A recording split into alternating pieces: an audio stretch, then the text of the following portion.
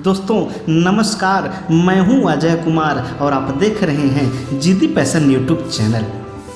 आज आपके लिए एक कहानी लेकर आए हैं, तो चलें कहानी में। महाराजा विक्रमादित्य प्रायः अपने देश की आंतरिक दशा जानने के लिए वेश बदलकर पैदल घूमने जाया करते थे। एक दिन घूमते घूमते एक नगर में पहुँचे। वहाँ का रास्ता उन्हें मालूम न था।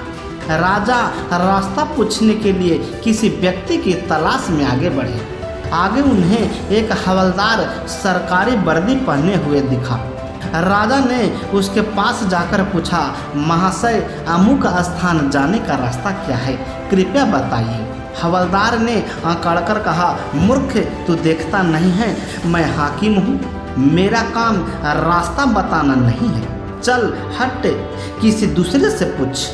राजा ने नम्रता से पूछा, महोदय, यदि सरकारी आदमी भी किसी यात्री को रास्ता बता दे तो कोई हर्ज तो नहीं है। खैर, मैं किसी दूसरे से पूछ लूँगा, पर इतना तो बता दीजिए कि आप किस पद पर काम करते हैं। हवलदार ने भौहें चढ़ाते हुए कहा, अंधा है, मेरी वर्दी को देखकर पहचानता नहीं कि मैं कौन हूँ। राजा ने कहा, शायद आप पुलिस के सिपाही हैं। उसने कहा, नहीं, उससे ऊंचा। तब क्या नायक हैं? नहीं, उससे भी ऊंचा। अच्छा, तो आप हवलदार हैं। हवलदार ने कहा, अब तू जान गया कि मैं कौन हूँ, पर यह तो बता, इतनी पूछताछ करने का तेरा क्या मतलब, और तू कौन है? राजा ने कहा, मैं भी सरकारी आदमी हूँ, सिपाही की ऐंठ कुछ कम हुई। उसने पूछा, क्या तुम नायक हो?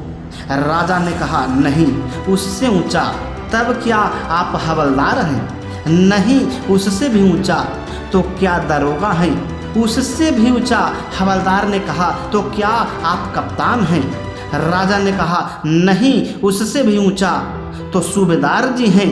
नहीं, उससे भी ऊंचा। अब तो हवलदार घबराने लगा। उसने पूछा, तब आप मंत्री जी हैं? राजा ने कहा, भाई, बस एक सीढ़ी और बाकी रह गई है। सिपाही ने गौर से देखा तो शादी पोशाक में महाराजा विक्रमादित्य सामने खड़े हैं। हवलदार के होश उड़ गए। वह गिड़गिड़ाता हुआ राजा के पांव पर गिर पड़ा और बड़ी दीनता से अपने अपराध की माफ़ी मांगने लगा। राजा ने कहा, माफ़ी मांगने की कोई बात नहीं है। मैं जानता हूँ कि जो जितने नीचे हैं वह उतने ही अकड़ते हैं। सीख, जब तुम बड़े बनोगे तो मेरी तरह तुम भी नम्रता का बर्ताव सीखोगे। जो जितना ही ऊंचा है वह उतना ही सहनशील एवं विनम्र होता है, और जो जितना नीच एवं ओछा होता है वह उतना ही ऐंठा रहता है। इसीलिए कहा गया है, दुष्ट व्यक्ति के पास विद्या हो तो वह विवाद करता है, धन हो तो घमंड करता है, और यदि शक्ति हो तो दूसरे को परेशान करता है। वही साधु प्रकृति का व्यक्ति विद्या ज्ञान देने में, धन दान देने में और शक्ति दूसरों की रक्षा करने में खर्च करता है। तो दोस्तों, अगर इस कहानी से तनिक सा भी कुछ सीखने को मिला तो हमारे YouTube चैनल जिद्दी पैशन को लाइक करें, सब्सक्राइब करें और शेयर करना ना भूलें। साथ ही बेल आइकन को जरूर दबा दें, जिससे मेरा वीडियो आप तक पहुंचता रहे। तब तक के लिए धन्यवाद। आपका दिन शुभ हो।